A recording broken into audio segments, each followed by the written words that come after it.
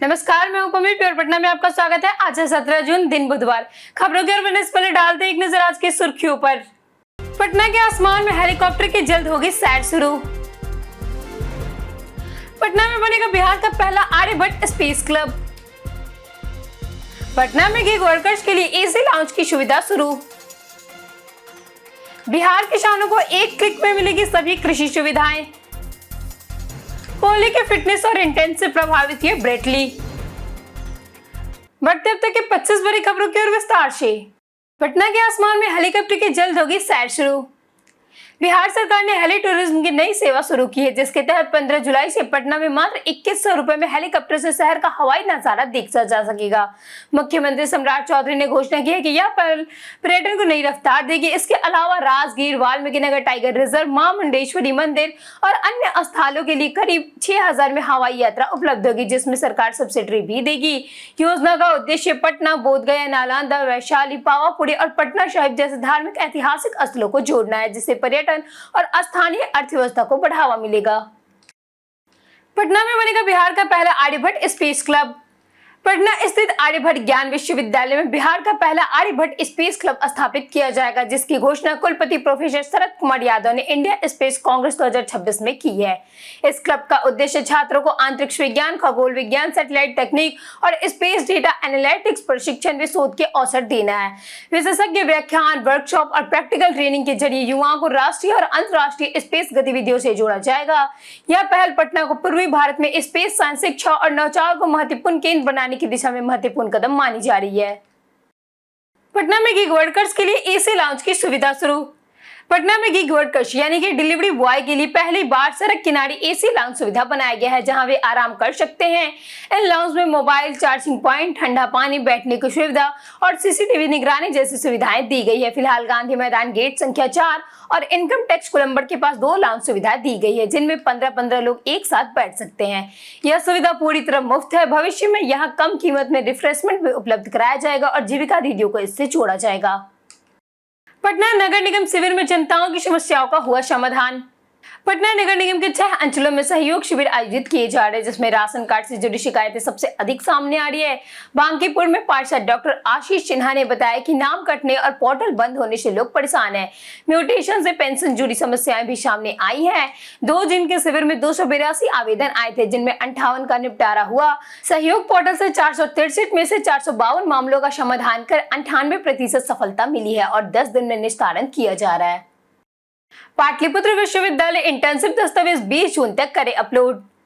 पाटलिपुत्र विश्वविद्यालय ने UG semester 5 सत्र 2023-27 के छात्र छात्राओं को इंटर्नशिप से संबंधित दस्तावेज अपलोड करने का अंतिम अवसर दिया है। विश्वविद्यालय ने कहा कि जिन्होंने इंटर्नशिप पूरा कर लिया है लेकिन किसी कारणवश प्रमाण पत्र और अन्य दस्तावेज पोर्टल पर अपलोड नहीं कर सके, उन्हें यह मौका दिया गया है। ऐसे सभी छात्र 20 जून तक अनिवार्य रूप से अपने इंटर्नशिप प्रमाण पत्र और जरूरी दस्तावेज विश्वविद्यालय के पोर्टल पर अपलोड करें। परीक्षा नियंत्रक प्रोफेसर डॉक्टर मनोज कुमार ने निर्देश जारी करते हुए समय सीमा का पालन आवश्यक बताया है। पटना मेट्रो निर्माण में लंबित मुद्दों का होगा समाधान। पटना मेट्रो परियोजना की समीक्षा बैठक में कार्य में तेजी लाने और सभी लंबित मुद्दों के शीघ्र समाधान के निर्देश दिए हैं। भारत सरकार के आर्थिक कार्य विभाग ने संयुक्त सचिव बलदेव पुरुषार्थ की अध्यक्षता में हुई बैठक में निर्माण कार्य प्रगति और चुनौतियों का विस्तृत आकलन किया गया है। अधिकारियों ने विभिन्न एजेंसियों के बीच बेहतर समन्वय और निरंतर संवाद पर जोर दिया। जीआईसीए प्रतिनिधियों ने प्रगति पर संतोष जताया। सभी हितधारकों ने संसाधन के प्रभावी उपयोग और समयबद्ध पूरा करने पर सहमति जताई। परियोजना से पटना को आधुनिक और पर्यावरण अनुकूल परिवहन सुविधा मिलने की उम्मीद है। पटना में सफाई व्यवस्था पर जर्जर वाहनों का भारी असर। पटना नगर निगम के 523 वाहनों में से 37% यानी कि करीब 152 वाहन जर्जर हो चुके हैं, जबकि केवल 327 वाहन उपयोग में हैं। जंक्शन मल्टी लेवल पार्किंग के दूसरे फ्लोर पर खराब वाहन खड़े हैं। 75 वार्डों में कचरा उठाव व्यवस्था प्रभावित है। कई सेक्टर में वाहन खराब पड़े हैं। पुराने वाहनों की मरम्मत के लिए बावजूद भी यह स्थिति सुधरी नहीं है। 375 नए वाहनों की खरीद को मंजूरी मिल चुकी है, लेकिन टेंडर प्रक्रिया के कारण काम अटका हुआ है। फिलहाल वैकल्पिक व्यवस्था से कचरा उठाव किया जा रहा है। पटना पूर्णिया एक्सप्रेसवे समस्तीपुर में नहीं बदला अलाइनमेंट। एनएचएआई ने स्पष्ट किया है कि पटना पूर्णिया एक्सप्रेसवे के समस्तीपुर जिले में अलाइनमेंट में कोई बदलाव नहीं किया गया है। विभाग ने उन अफवाहों को खारिज किया है जिनमें राजनीतिक प्रभाव के कारण मार्ग बदलने का दावा किया जा रहा था। पथ निर्माण विभाग के सचिव पंकज कुमार पाल ने बताया कि 48 से 53 किलोमीटर के बीच का हिस्सा पूल मूल्य स्वीकृत योजना के अनुसार ही है। भूमि अधिग्रहण की प्रक्रिया भी उसी अलाइनमेंट पे चल रही है। NHAI ने कहा कि मार्ग निर्धारण भारतीय रोड कांग्रेस के मानकों और सामाजिक आर्थिक पहलुओं को ध्यान में रखकर किया गया है। कृषि विभाग में बड़ा फेरबदल, 203 लिपिकों का हुआ तबादला। कृषि विभाग में बड़ा प्रशासनिक फेरबदल करते हुए 203 लिपिकों का तबादला किया गया है, जिनमें 17 प्रधान लिपिका शामिल है। ये सभी जिला, अनुमंडल और राज्य मुख्यालय में कार्यरत थे। तबादला सूची में 51 उच्च वर्गीय और 135 निम्न वर्गीय लिपिका शामिल है। कृषि निदेशक सौरभ कुमार सुमन यादव ने सोमवार को आदेश जारी करते हुए सभी कर्मियों को तुरंत नए स्थान पर योगदान देने का निर्देश दिया है। साथ ही संबंधित नियंत्रित पद अधिकारियों को भी उन्हें तत्काल रिलीव करने का आदेश दिया गया है। दानापुर से बैरिया तक ई बस सेवा अगस्त से होगी शुरू। पटना में अगस्त से दानापुर स्टेशन से बैरिया बस टर्मिनल तक 4 AC इलेक्ट्रिक बसें चलेंगी। यह सेवा फुलवाड़िया शरीफ, अनीशाबाद और बाईपास होकर गुजरेंगी।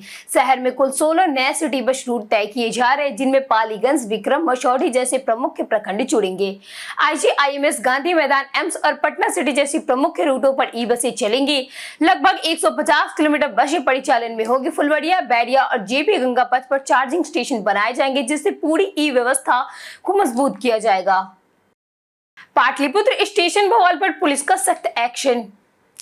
पाटलिपुत्र स्टेशन पर हुए हंगामे और पथराव के बाद रेल पुलिस ने तुरंत कार्रवाई करते हुए कई आरोपियों को गिरफ्तार कर जेल भेज दिया। पुलिस अब CCTV फुटेज के जरिए बाकी पत्थरबाजों की पहचान कर रही है। 17 तारीख यानी कि आज होने वाली सिपाही भर्ती परीक्षा को देखते हुए पटना जंक्शन, राजेंद्र नगर टर्मिनल, दानापुर और पाटलिपुत्र स्टेशन पर सुरक्षा बढ़ा दी गई है। अतिरिक्त पुलिस बल तैनात किया गया है। रेल SP अनंत राय ने समीक्षा की और अफवाहें फैलाने वालों पर भी सख्त कार्रवाई की चेतावनी दी गई है। बिहार के नए महाअधिवक्ता बन सकते हैं सुप्रीम कोर्ट के ST संजय। बिहार के नए महाअधिवक्ता के रूप में सत्यदर्शी संजय की नियुक्ति लगभग तय मानी जा रही है। वर्तमान में वे सुप्रीम कोर्ट के अतिरिक्त सॉलिसिटर जनरल है। वर्तमान में महाधिवक्ता PK शाही के इस्तीफे के बाद मुख्यमंत्री सम्राट चौधरी की अध्यक्षता वाली कैबिनेट बैठक में उनके नाम पर मोहर लग सकती है। SD Sanjay Patna high court से ASG बनने वाली दूसरे वकील है। उन्होंने 1984 में दिल्ली विश्वविद्यालय से LLB की पढ़ाई शुरू की थी। संवैधानिक, कर, वाणिज्यिक और मध्यस्थ कानूनों को विशेष माने जाने वाले संजय के नाम के औपचारिक घोषणा का इंतजार है। पटना में पुलिस को डिजिटल सुरक्षा का मिला विशेष प्रशिक्षण।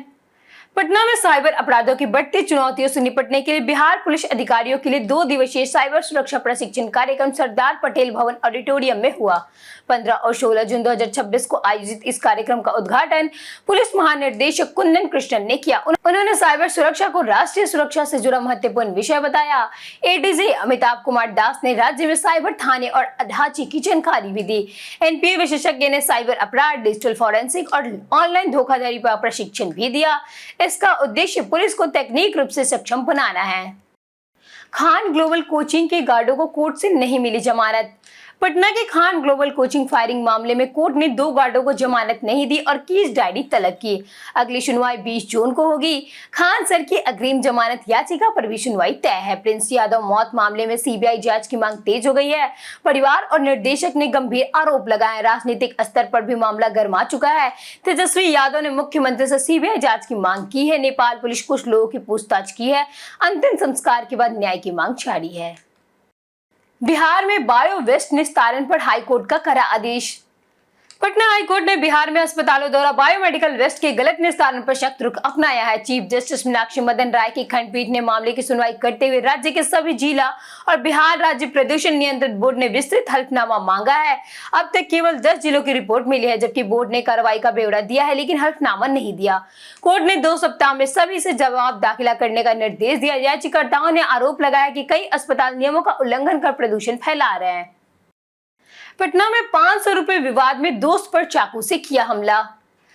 पटना के श्री कृष्णापुरी स्थित ऑटोमस रेस्टोरेंट के बाहर 500 रुपए के लेन देन विवाद में 2 दोस्तों के बीच झड़प हिंसक हो गया। इस दौरान युवक गौतम राज हिंसक पर चाकू के कई वार किए गए, जिससे वह गंभीर रूप से घायल हो गया। आरोपी सुधांशु कुमार, जो दोनों के साथ रेस्टोरेंट में काम करता था, गिरफ्तार कर लिया गया। घायल को पहले अस्पताल और बाद में पटना रिम्स में रेफर कर दिया गया, जहाँ उसकी हालत अभी स्थिर बताई जा रही है।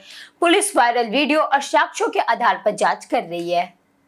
विक्रमशिला कटरिया रेल पुल निर्माण दिसंबर से होगा शुरू। भागलपुर के पास गंगा नदी पर विक्रमशिला कटैया नई रेल लाइन का निर्माण दिसंबर से शुरू होने की संभावना है। करीब 2,549 करोड़ रुपए की लागत से 26 किलोमीटर लंबी लाइन बिछाई जाएगी, जिसमें 2.44 किलोमीटर का डबल लाइन रेल पुल शामिल होगा। रेलवे ने टेंडर प्रक्रिया शुरू कर दी है और अगले 3 महीनों में डिजाइन में टेंडर फाइनल होने की उम्मीद है। यह वाई आकार का रेल कटरिया नवगछिया, विक्रमशिला और शिवनारायणपुर को जोड़ेगा। परियोजना से उत्तर बिहार और अंग क्षेत्र का रेल संपर्क मजबूत होगा। करीब 180 हेक्टेयर जमीन अधिग्रहण की प्रक्रिया जारी है। जानिए आज कैसा रहेगा पटना की मौसम का मिजाज। आईएमडी के अनुसार आज पटना में मौसम आंशिक रूप से बादलों से घिरा और काफी उमस भरा रहने की संभावना है।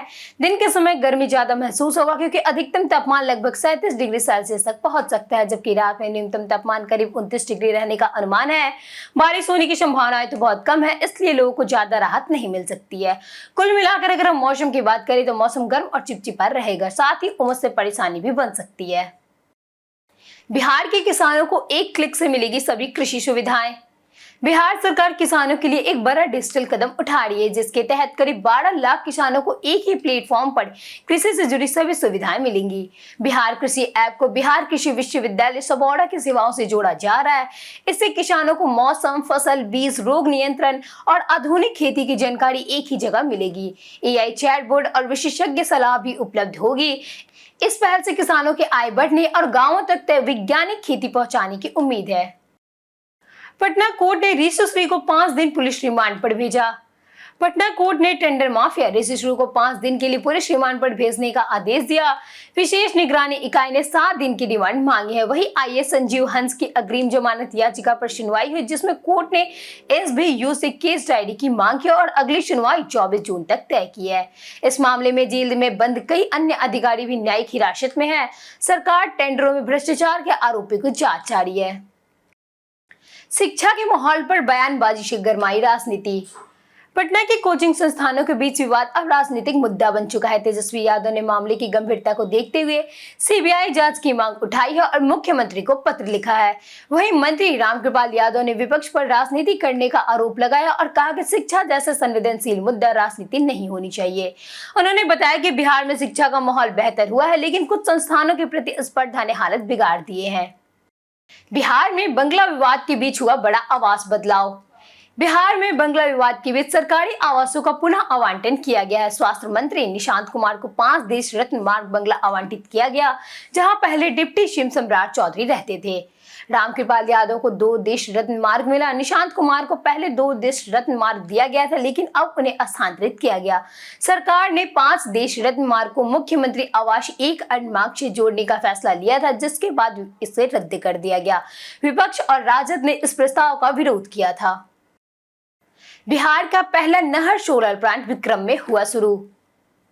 बिहार के विक्रम में अस्पुड़ा नहर मोड़ से उदरचक गांव के 3 किलोमीटर क्षेत्र में राज्य का पहला नहर आधारित 2 मेगावाट सोलर प्लांट स्थापित किया गया है। इससे प्रतिदिन लगभग 9 से 10 हजार यूनिट बिजली उत्पादन हो रहा है और साल में करीब 330 दिन उत्पादन संभव है। South Bihar power distribution company ने इसे 3.10 रुपए प्रति यूनिट की दर से खरीद रही है। 10 करोड़ की लागत से बने इस प्लांट का संचालन पीपीपी मॉडल पर 25 वर्ष के लिए किया जा रहा है। सरकार 4000 किलोमीटर नहर किनारे ऐसे प्रोजेक्ट लगाने की योजना बना रही है। राबड़ी देवी ने आवास खाली करने पर रखी शर्त। पूर्व मुख्यमंत्री राबड़ी देवी ने 10 सर्कुलर रोड स्थित सरकारी आवास खाली करने में देरी के पीछे लालू प्रसाद यादव की सेहत का हवाला दिया है। उन्होंने बिहार सरकार को पत्र लिखकर नए आवंटित आवास में लालू यादव के लिए स्वास्थ्य के अनुरूप विशेष व्यवस्था करने का अनुरोध किया है। बताया गया कि डॉक्टर की सलाह के अनुसार उन्हें संक्रमण से बचाव के लिए अलग कमरा और विशेष सुविधाएं चाहिए। 15 जून की समय सीमा समाप्त होने के बावजूद शिफ्टिंग नहीं हुई। हालांकि जल्द ही परिवार 39 हार्डिंग रोड आवास में जा सकता है। कोहली के फिटनेस और इंटेंस से प्रभावित हुए ब्रेट ली। ऑस्ट्रेलिया के पूर्व तेज गेंदबाज ब्रेट ली ने विराट कोहली की जमकर तारीफ की है। उन्होंने कहा कि अपने कैरियर के पीके पर कोहली उस ऑस्ट्रेलियाई टीम में आसानी से जगह बना सकते थे, जिसने लंबे समय तक विश्व क्रिकेट पर दबदबा बनाया है। लीन ने चयन का आधार आंकड़ों की बजाय कोहली की मानसिकता, अनुशासन, फिटनेस और आक्रामकता को बताया है। उनके अनुसार कोहली के खेल के प्रति समर्पण और जीतने का जिद उन्हें खास बनाती है। कोहली को पहले भी कई दिग्गज ऑस्ट्रेलियाई खिलाड़ी ने सराहना मिल चुकी है। बीते दिन हमारे द्वारा पूछे गए सवालों का जवाब आप लोगों में से बहुत लोगों ने हमारे कमेंट सेक्शन में लिख कर दिया है। जिन्होंने हमारे द्वारा पूछे गए सवालों का जवाब दिए हैं उनके नाम है दयानंद सिंह, अमरजीत कुमार, संजीव कुमार और राजवंशी कृतिसा। इसी के साथ बढ़ते हैं आज के सवाल की और आज का सवाल है, पटना में सफाई व्यवस्था पर आपकी क्या राय है? आप अपने जवाब हमें हमारे कमेंट सेक्शन में लिखकर जरूर बताएं। आज के लिए इतना ही।